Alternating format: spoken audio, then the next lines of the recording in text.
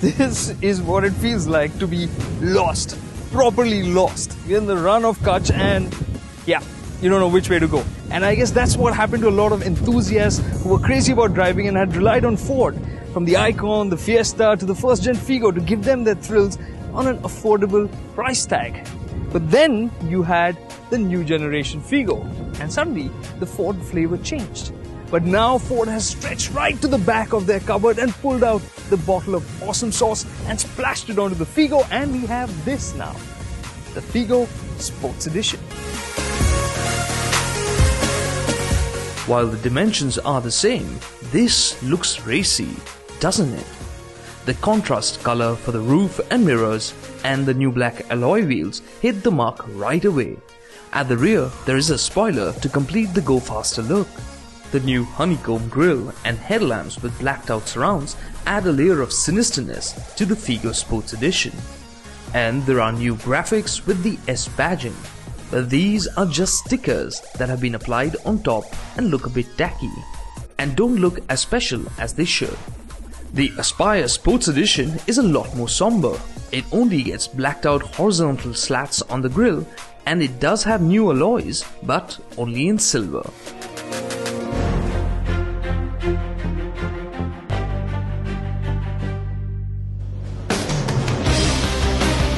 It's different on the inside as well. The Aspire gets a black and beige dash. The Figo gets a black and silver dash, silver accents for the center console. This is all black.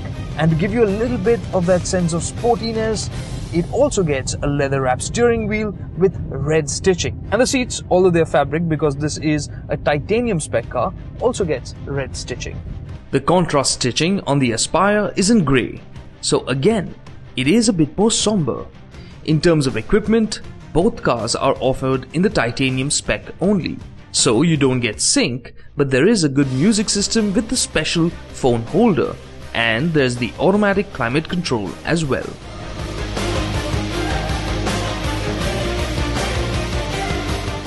Right about now, I'm sure you're thinking that the Sports Edition is a cosmetic job and is for posers. But you'd be wrong. Because when you get going, you have the option of the 1.2 litre 4-cylinder petrol engine that makes 88 PS of power and 112 Newton meters of torque. And then there's the 1.5 litre diesel engine which we were driving. This makes 100 PS and 215 Newton meters of torque. It all sounds familiar, and it should. Yes, the engine is carried over as is. No change to the power, torque, the configuration or the gearing. But it's still better, the Sports Edition, and that's because of what they've done to the suspension.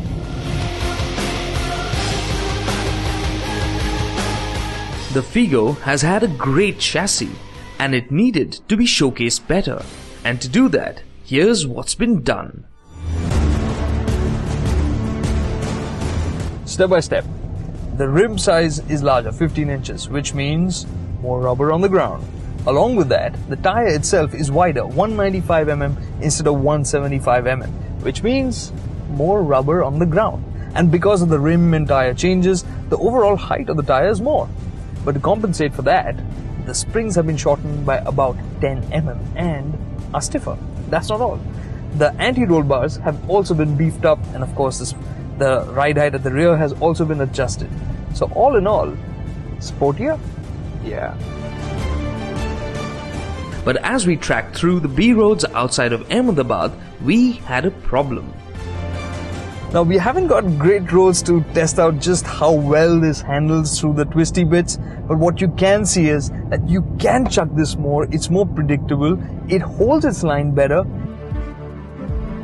But stickier tires would have been better, as the Apollos started to squeal quite soon and didn't offer much by way of feel. It's not as feisty as we were used to with things like a Fiesta or the original Figo, but those felt like a bit of a compromise in terms of daily use, which this won't. Actually, that needs a clarification. I'm going to take this a step further and say that overall, in terms of ride quality, this is really very good. You can take it on bad roads and you'll be surprised that this might end up feeling more comfortable because actually there's less body movement overall. Body roll is well controlled, but it certainly isn't race car flat. But that's because the Sports Edition still has to do duty as a daily driver. Now, in the interest of keeping this usable for the non-enthusiasts as well, the steering is still light and the ratios for the steering are also pretty much the same. But this does feel nippy, but I would have still liked a little bit more of a quick feel from the steering. For instance, when you turn in, there's just a little bit of a lag in the way the nose responds. But on the whole, this is still a lot of fun and should prove itself quite well around a track as well.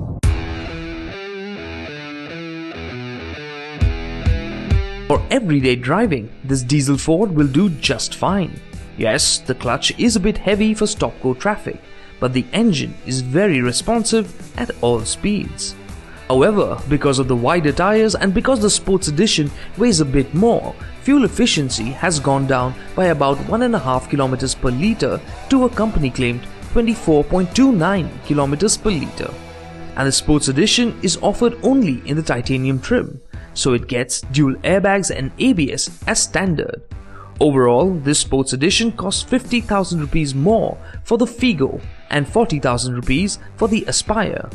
And while for that kind of money you could get the Titanium Plus version, we feel some of you would happily trade features for the good old-fashioned Ford fun. That too without compromising on everyday usability. So the Sports Editions cost a bit more cash, but just in terms of what they have to offer, they do seem to justify that extra price tag. But more importantly, it's how the Sports Edition will end up feeling to drive that really hits home. But the Figo that we drove here today shows that this feels like a proper Ford should. Well, I won't say it's as committed as the Fords of old, as we've seen with the Fiesta or with the Figo for that matter. This is still a softer and a more palatable setup for a wider audience. So especially with that S tag on, it feels like it falls short of what we had expected. But nonetheless, the Figo Sports Edition shows that the Ford magic, thankfully, it's back for us to sample here in India as well. If you've liked what we've done here, please do hit the like, share and subscribe button.